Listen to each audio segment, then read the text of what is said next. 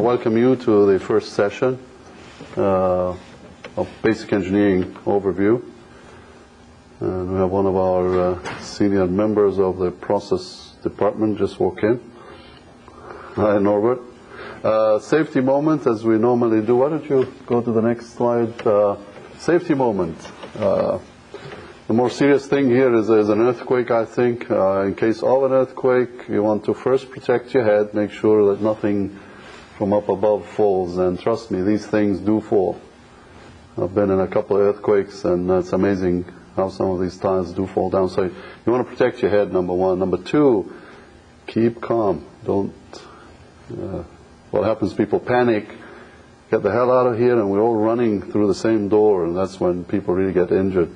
Make sure you pick your belongings, because you may never be able to get back into this building. So make sure you get your keys, your wallets, things like that as you walk out the door. We have exit signs.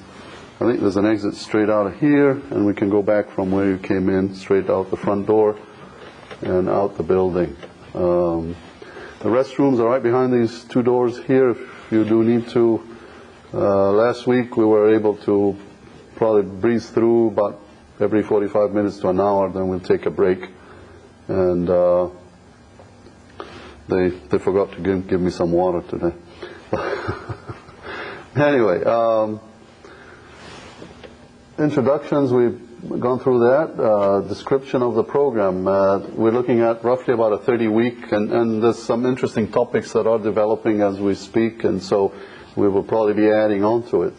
This program has, it all started really with Chris. The office has been doing so well that he thought that he would like to invest in training, and one of the things that came about between me and Carl Seal, the engineering manager, is we roughly drafted out a curriculum, and we agreed to it, and he agreed to fund what he called 50%. We came up with roughly maybe $300,000 worth of work, and he says, okay, I'll share half as long as the engineers share the other half, which means you put in your 2 hours, and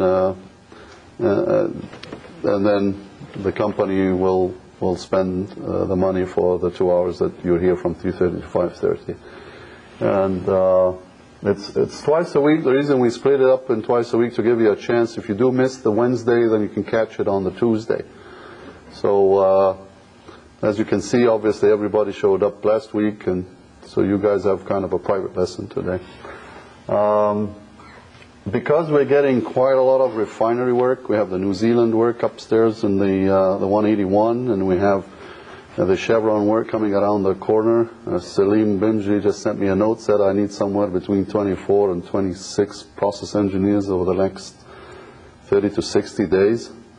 We have the New Zealand work, we have Thumbs work, we have a lot of these sulfur-related projects, but it's really heavy oil upgrading types that involve a lot of refinery or oil treatment types. And so the focus of the program is petroleum refining or oil refining. And thanks.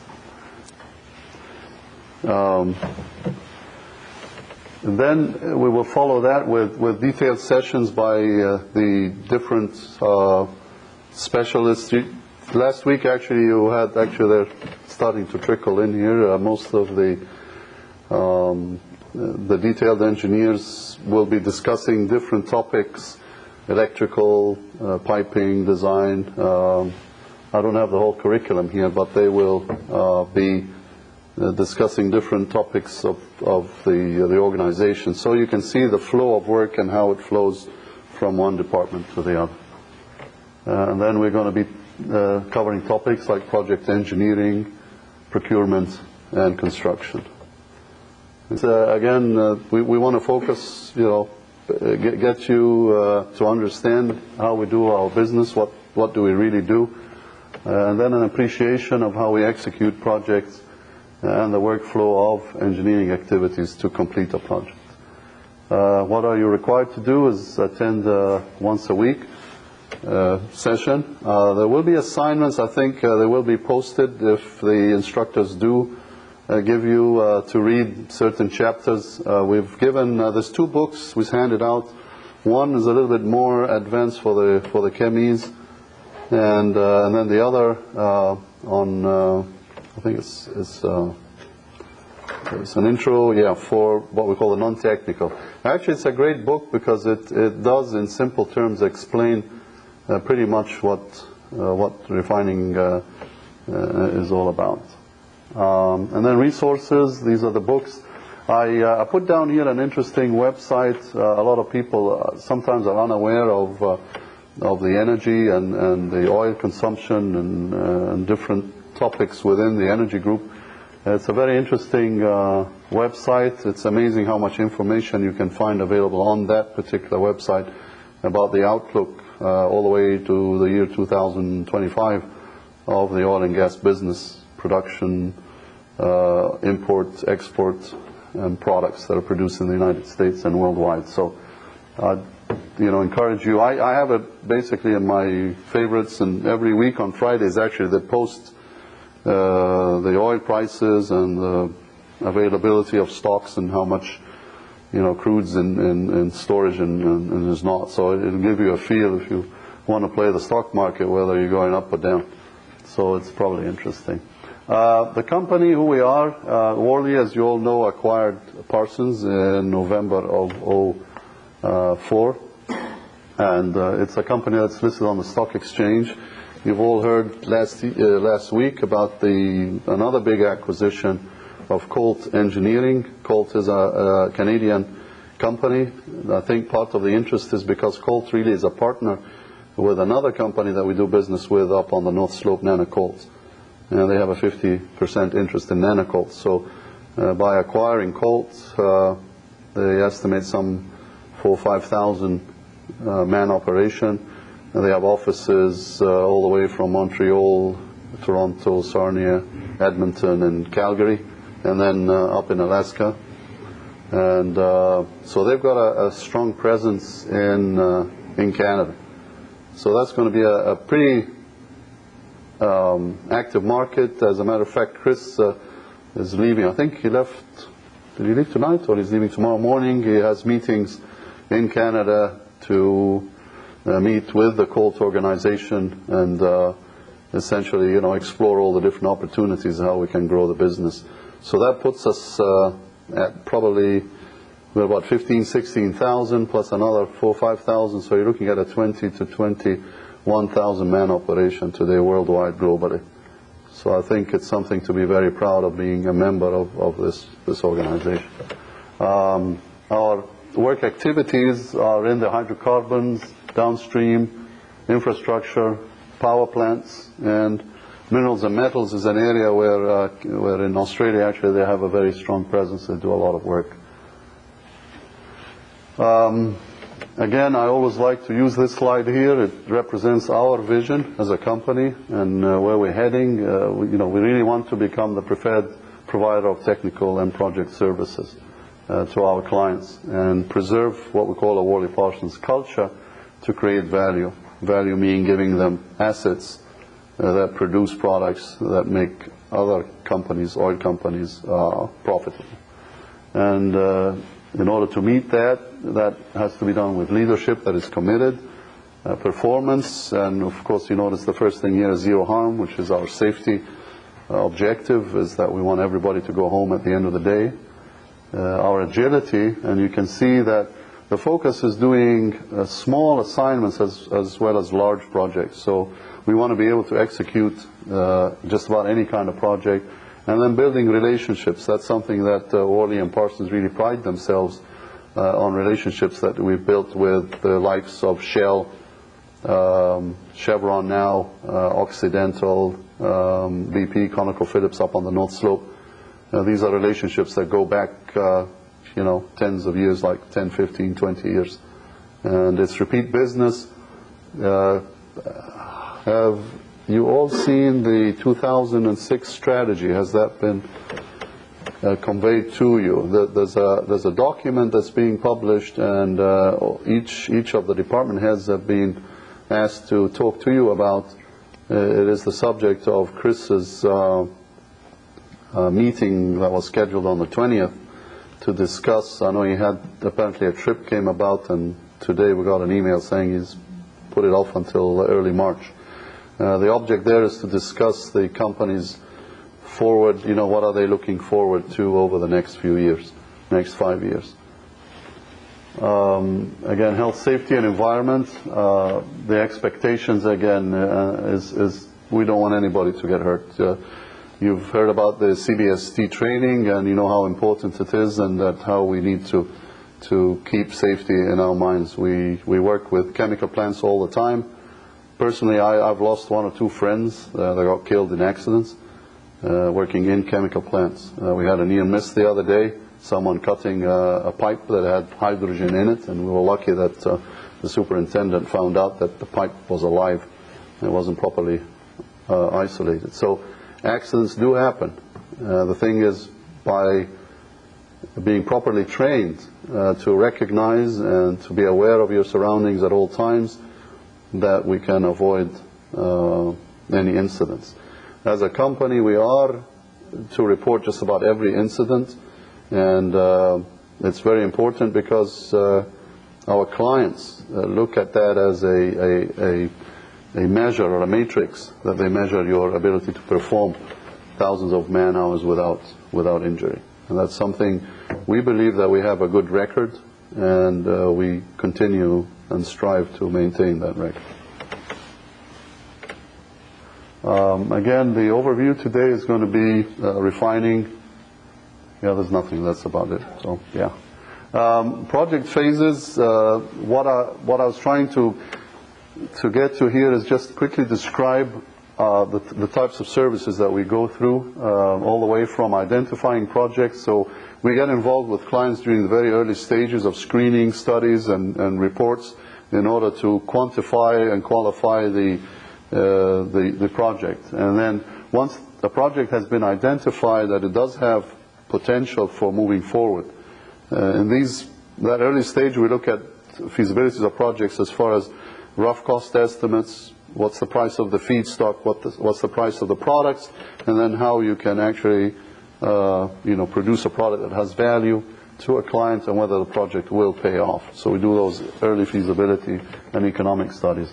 When a project is approved to move forward, it goes through what we call the select, where you start developing and identifying a much more definitive shape of a project, and the client can then go out and look for funding to fund these projects, whether he funds it internally or funds it through external sources. When a project does get funded, then we go through what we call finalizing the scope and defining the project in more detail. You hear about a FEED package. This is really where FEED, which is front-end engineering design, takes place. FEL1, which is front-end loading, and each company really have different forms. They call them gates. They call them FEL 1, 2, 3, 4, 5s. They call them, there's different names.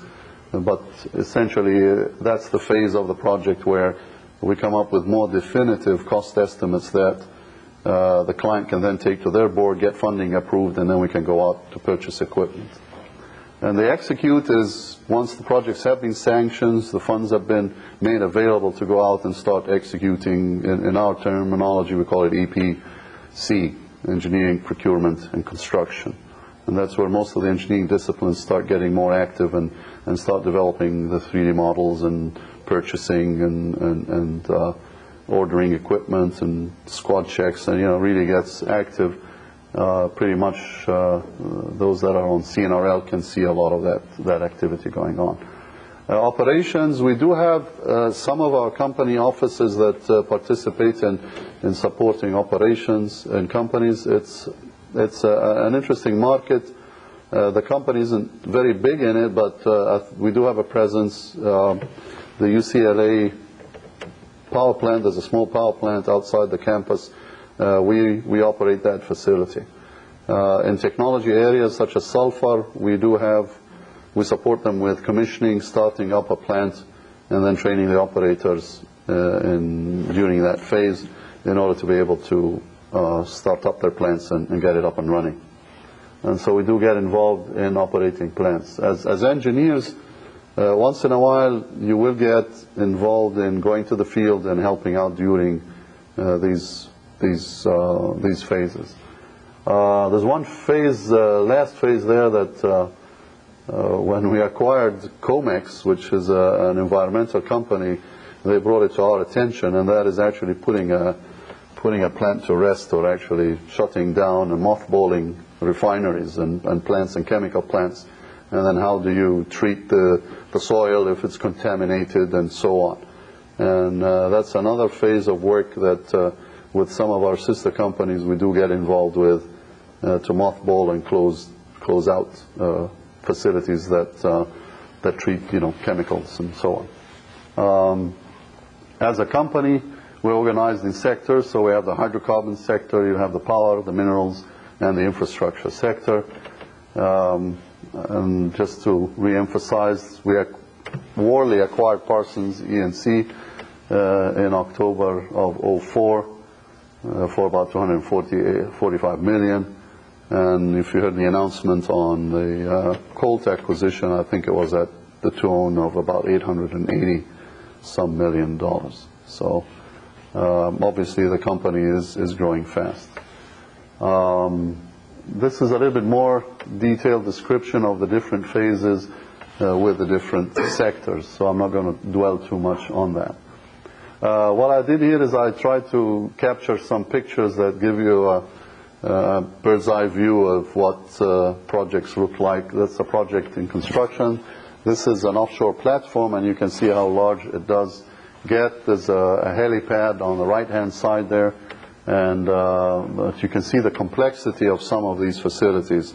This is designed, this I think is right off the Australian shelf, where we have quite a few offshore platforms there. And we get into offshore facilities, subsea systems, onshore production facilities, LNG. SAGD is steam-activated gravity drainage, thermal heavy oil recovery systems, floating production systems. One of the interesting stories, we've been kind of involved with, you've heard a lot about the LNG and importing LNG into the LA basin. And it's taking a little bit of time because there's a lot of permitting questions about bringing LNG. LNG is liquefied natural gas. Those of you that don't know what it is, you open your heater and your stove at home uses natural gas, and that's what it is. And there is a big shortage, and we do import natural gas. Now the tankers that bring the natural gas on board, you have to vaporize that liquefied natural gas in big, huge vaporizing facilities. And there's a little reluctance because of the population areas around California here to bring in one of these big spheres that are full of millions of standard cubic feet of natural gas under pressure. So if you do spring a leak, it'll evaporate immediately and you'll spill, large volumes of natural gas. It doesn't take very long for it to catch fire. Basically, you got a bad explosion. And in an area that's highly populated, that's risky. And so the idea is to build these facilities on floating platforms that are out in the sea. So if it does catch fire, you can easily, basically just take it out to sea and have it blow up there. So these are some of the risks that are evaluated and being looked at. That's what they mean by floating production systems. There are offshore and onshore pipelines, processing plants, and terminals. In the downstream, that's upstream, which is when the oil comes out of the ground and how you treat it. Downstream is now the oil comes out of the ground, what do I do with the oil? And so we do petroleum refining. This is a picture of the Martinez refinery, for those of you that haven't had a chance to go there yet. We've been actually active in the plant for about 15 some years. We have a team of about 70 engineers, and that's the reason why we have the Martinez office that you hear about. We're starting an office now in Martinez. Sulfur management. A lot of the processing that goes on, and you'll see later on, involves clean fuels. You hear a lot about clean fuels. The gasoline and the diesel you've used today has got very low sulfur content, and most oils that we buy have high sulfur content, especially the cheap ones got more sulfur in it. So we have to remove the sulfur. That's sulfur management. And then chemicals and petrochemicals to add value to the oil. we can convert it into chemicals and petrochemicals, which have much higher value. That's number one. Number two, you can actually recycle those materials. Plastics can be recycled. I had a chemistry professor ages ago used to say it's a pity it took millions of years to produce oil, and as you're going to see later on, we burn it to produce carbon dioxide and hydrogen. So it's kind of an irony that we use oil for fuel, but at the moment it is the cheapest source of energy, and that's why the market demands that that oil be the favorite chemical at the moment. This is an interesting picture. It depicts the flow of oil when it goes into a refinery. It's also our experience summary. The little numbers that you see, like crude unit 78, that represents how many projects we were involved with using, in designing crude units. So we have a list of about 78 projects that we were responsible for either designing new or revamping units. The oil comes in, the crude goes into the crude units, and then from the crude units you've got the lighter materials that go overhead to make the gasoline. So you see isomerization units, and then gas processing, alkylation units to produce what we call blending components that go into the manufacturing of gasoline. We can also pull an naphtha stream, which is a lighter gasoline component, and that's hydrotreated. We go through catalytic reforming to improve the octane, and I'll describe that in more detail. I think by the end of the day you'll have a better understanding of what it takes to go through these units. And that's also another gasoline component that we blend together to make a gasoline. The middle distillates, what we call distillate desulfurizers, like the kerosene, jet, and diesel. Those are hydrotreated. They can be hydrocracked in order to produce lighter products. And then that produces your kerosene, jet, and diesel fuel on spec. And then the heavier components will go through a vacuum unit. We can desulfurize the heavy oils. We can produce either petroleum coke in cokers and vis breakers. We can apply solvent deasphalting to produce asphalts, which is used for paving. And then if there's any coke or heavy oils, we can go through a gasification plant, which is some pretty elaborate technologies that can either produce hydrogen or syngas or electricity. And the hydrogen streams can actually be recycled. You see, I talked a lot about hydrotreaters here, which means that you do need a source of hydrogen. So right up on the top right-hand side, we have what we call hydrogen plants. And you can produce hydrogen either by gasification of heavier components like coke and asphalt, or lighter components like natural gas, which is generally predominantly the source of hydrogen today, but we can also use butanes, LPG, propane, butane, and naphtha maybe to produce hydrogen. I also show catalytic reformers, and you'll see the chemistry and how that will produce a hydrogen source as well that supplies these middle units here that improve the quality of the products. Power, there's an example of a power plant that we designed and built, and we go through a whole collection of different power plant facilities, all the way from coal-fired to nuclear power plants, and then we are involved in operation and maintenance, transmission, distribution, and becoming the owner's engineer to maintain and design his facilities. Minerals and metals, that's another market that we have a strong presence in, that actually our sister companies in Australia are active in these areas. And then infrastructure, that covers a wide spectrum. I mean, you can see we have really the talent to just about design anything. It's just a matter of the market timing and whether we should go after these markets. Currently, you'll see from the strategy there's a big market for water resources and water management. There's a big demand for desalination plants and wastewater treatment and so on. So that's an area where you will see from the strategy meeting that the company is focusing on these areas, water, wastewater, and water resources. Today's petroleum refinery, as I said, that's a picture of the Martinez refinery, kind of at dusk. In a nutshell, quickly, just to give you a rough idea about the history of petroleum refining in the U.S. Oil actually was discovered ages ago. There's lots of historical evidence that oil was around in areas like Azerbaijan, and it was used predominantly as a fuel for lighting. In the States, Colonel Edwin Drake actually discovered oil in Pennsylvania in 1859. He was actually looking for oil. It used to seep through the ground, and there were evidence. They used to use rags to pick it up, but there was oil, and they found oil. The oil in those days was actually used as a replacement for whale fat or whale wax that was used for lighting. And they used to use kerosene. In fact, the word kerosene actually is